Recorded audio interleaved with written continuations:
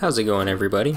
Today I'm going to be tying a version of the monkey milk crappie jig. If you look this one up, you'll see so many different ways to tie this. There's just so many different chenilles and colors you can use. The one I'm going to be tying today isn't the one I usually tie, but my chenille suppliers have been out for months, so I'm just making do with what I've got, and I came up with this cool little pattern here. So for this one, I'm using a 1/16 ounce freestyle jig head. I powder painted that with white and sprinkled some disco blue. It has a size 4 hook, and I'm using a 5mm Super Pearl 3D eye. For our thread, we're going to be using a white uni thread. This is 6/0. Just going to start that behind the head and take it down to the point of the hook. For the tail, I'm going to be using this baby blue marabou feather. I got these from Woods and Water Outdoors. So we're just going to run our fingers up that feather from the stem to the tips, and then we're going to measure it out on our hook so that the tail will be about the length of the hook itself. Pinch that right there at the point of the hook, and then give it a couple really tight wraps of thread to keep it held down. Once you've got a few wraps, you can let go of the feather and tie the butt end the rest of the way up to the head. And once it's tied in at the head, you can cut the butt end. Then just go over the fluffies with the thread and take the thread back down to the point of the hook. This will just tie down the feather really tight so it doesn't turn around.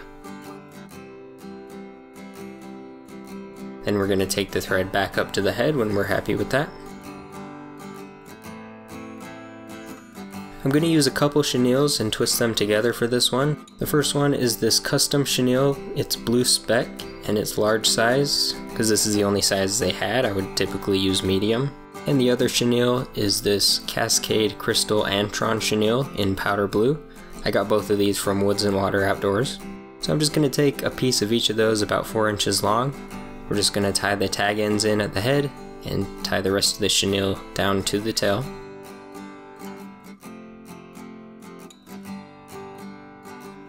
Then we're going to take the thread back up to the head, pull our chenille strands up and make sure the tail is not wrapped up in those.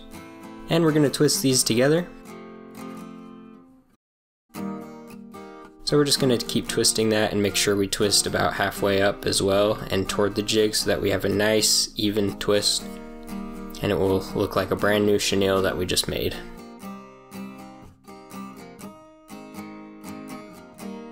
And then we can start wrapping that up the body. I like to use the rotary function to make sure that we have a nice even taper and no gaps in the body.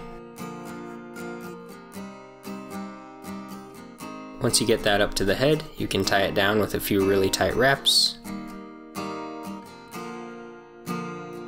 Do one wrap in front of the chenilles, and then you can just clip those off as close as you can to the body.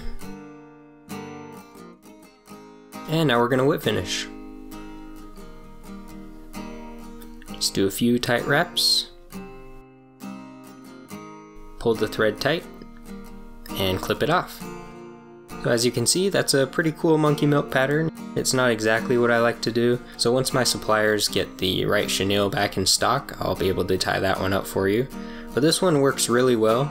That crystal Antron chenille really captures water well, and it creates a nice bait fish pattern. And the custom spec adds some black and blue in there. Overall, it's just a really nice looking pattern. Thank you so much for watching. If you enjoyed this one, please make sure to like and subscribe.